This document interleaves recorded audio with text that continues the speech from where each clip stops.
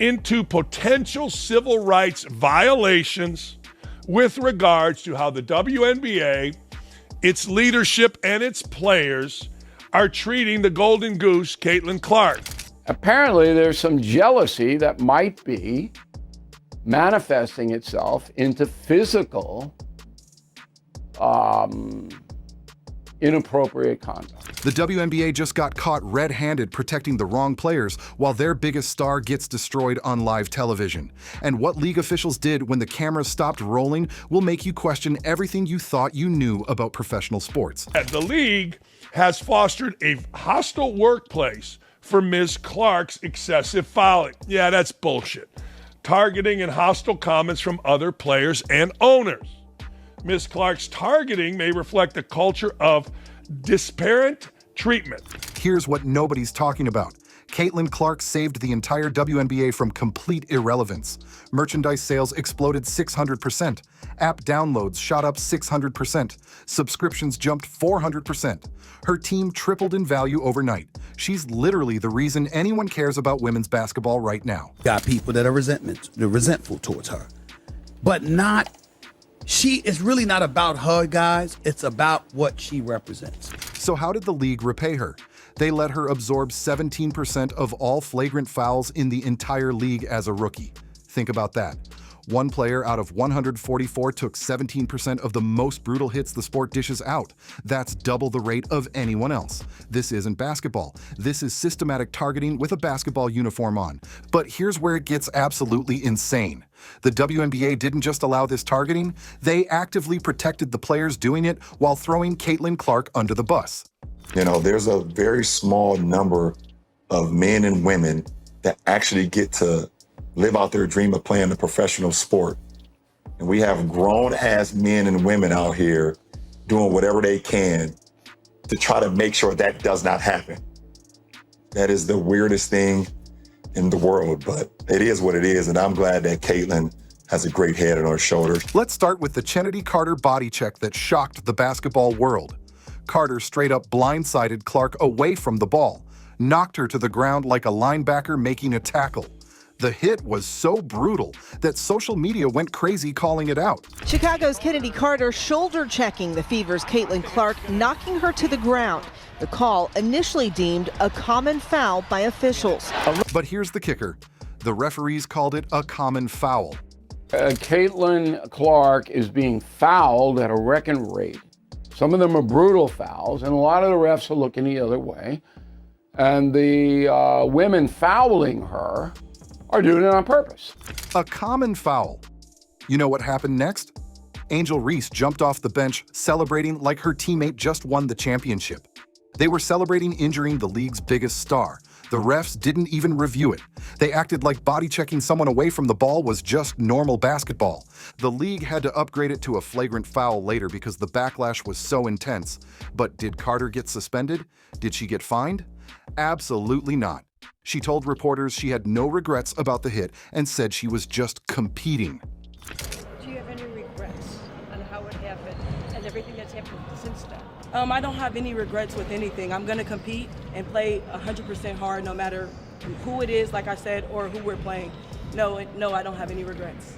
Imagine if an NFL player said they had no regrets about a cheap shot that could end someone's career. They'd be gone for weeks. But the WNBA, they let her keep playing like nothing happened. Then came the Marina Mabrey incident that proved the league had completely lost control. Away. I mean, is that displacement? I think it is. Oh, and Marina Mabrey's going to get ejected. If the officials... Clark got poked in the eye by J.C. Sheldon, and while she's trying to recover, Marina Mabrey shoves her to the ground for absolutely no reason. This wasn't during play. This wasn't basketball. This was straight-up assault while Clark was vulnerable. The referees, they gave everyone technical fouls like it was just a normal scuffle. They treated the victim the same as the aggressor. It took the league upgrading it to a flagrant 2 the next day to admit they screwed up, but guess what? Still no suspension for Mabrey. Here's what makes this so twisted. Every time these incidents happened, the referees protected the wrong players. They called common fouls on plays that should have been flagrant. They gave equal punishments to Clark and her attackers. They acted like the person getting targeted was just as responsible as the people doing the targeting. The Chicago Sky turned targeting Clark into a team sport. 4 flagrant fouls in 4 games against 1 player. That's not competitive basketball. That's coordinated harassment. When Angel Reese is jumping off the bench celebrating cheap shots on your biggest star, you've got a culture problem that goes way beyond individual incidents. But the most damning evidence is what the referees didn't call. Rebecca Lobo, former player and current analyst, pointed out that the 17% flagrant foul number only counts the fouls that actually got called. We know how much Caitlin drives ratings. We know how much Caitlin drives attention on the WNBA. And for her to come back and do it in that way. She's been tracking all the missed calls, all the cheap shots that got ignored, all the times officials looked the other way when Clark got targeted. If someone actually audited every dirty play that should have been called but wasn't, that 17% number would explode through the roof. Think about how insane this is. In any other professional sport, when a rookie superstar is getting targeted at rates that high, the league steps in immediately. They issue warnings. They hand out suspensions. They make it clear that their stars are off limits for cheap shots. The WNBA did the opposite. They normalized the targeting. They protected the aggressors. They made Caitlin Clark fight for basic safety while everyone pretended this was just physical basketball. Meanwhile, A'ja Wilson, 3-time league MVP, is making public statements that Clark's success and attention absolutely has to do with race, and that it boils her blood when people try and say it's not about race.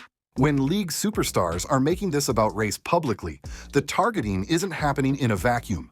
LeBron James had to speak up because even he couldn't believe what he was watching. The greatest basketball player of this generation called out grown-ass men and women who were trying to destroy someone's professional dreams out of pure spite. When LeBron has to defend a WNBA rookie from her own league, you know something is fundamentally broken. The numbers don't lie. Clark faced more flagrant fouls than any other rookie in WNBA history. She absorbed targeting at rates that would be unthinkable for superstars in any other professional league. The statistical disparity is so extreme that legal experts are calling it evidence of a hostile work environment. But here's what really exposes the WNBA's priorities. They spent more time managing public relations than protecting their biggest asset. Every time one of these incidents blew up on social media, their response wasn't to address the targeting. It was to downplay the significance and wait for the story to die down.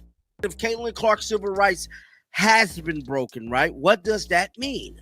That means that Caitlin Clark is damn me gonna own the WNBA because she's gonna have a super duper lawsuit, bro. This is a league that claims to care about player safety while allowing their most valuable player to get systematically brutalized.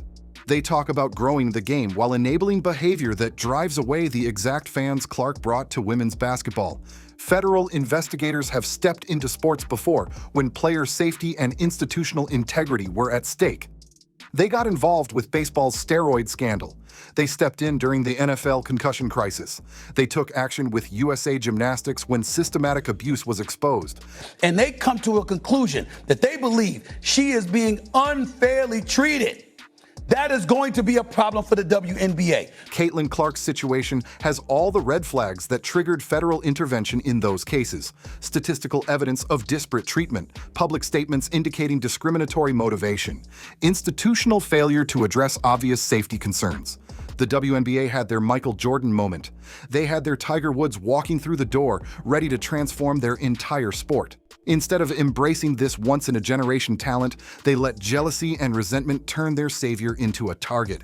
They chose to protect the feelings of players who felt threatened by Clark's success over the safety and career of the person who was literally saving their jobs. They normalized systematic targeting while pretending it was just competitive basketball. The evidence is overwhelming. The pattern is undeniable. The WNBA created a hostile work environment for their biggest star while protecting the players who were systematically targeting her. This isn't just about basketball. This is about what happens when jealousy and resentment are allowed to corrupt professional competition. This is about institutional failure on a scale so massive that federal investigators might have to step in and fix what the WNBA refuses to address. Caitlin Clark deserved protection. She deserved the same treatment that superstars in every other professional league receive. Instead, she got systematic targeting, referee incompetence, and league officials who cared more about managing controversy than ensuring player safety. The WNBA had everything they ever wanted walking through their door. Instead of celebrating it, they tried to destroy it.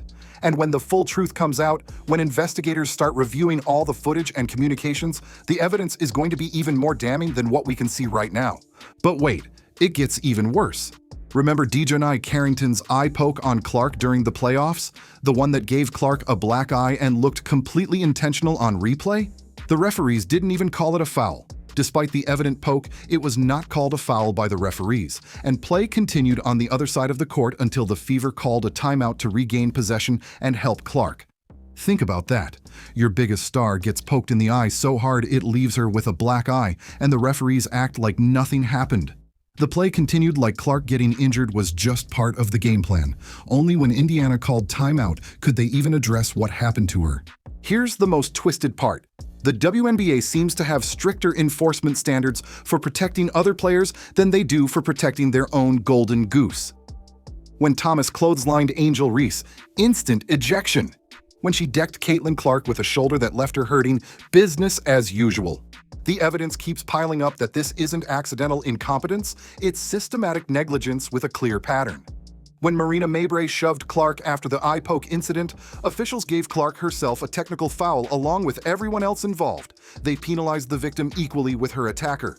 Imagine getting assaulted and then getting punished for being assaulted. The psychological warfare extends beyond just the physical targeting.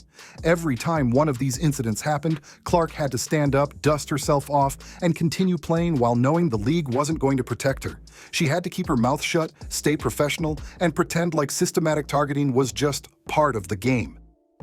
Meanwhile, her attackers faced zero real consequences. Chennedy Carter's shoulder check that knocked Clark down was only upgraded to a flagrant one after public outrage, with no suspension or meaningful punishment. The message was crystal clear. You can target Caitlin Clark and get away with it. The most damning evidence comes from what didn't happen. No suspensions for targeting the league's biggest star. No warnings issued to teams or players. No public statements about protecting superstar players. No policy changes to address obvious targeting patterns. The WNBA's response to systematic abuse of their most valuable asset was complete institutional silence. The federal investigators who are now looking into this situation have precedent for sports intervention. When systematic problems threaten player safety and competitive integrity, the government steps in. The statistical evidence of disparate treatment combined with public statements about racial motivation creates exactly the kind of hostile work environment that federal civil rights law was designed to address.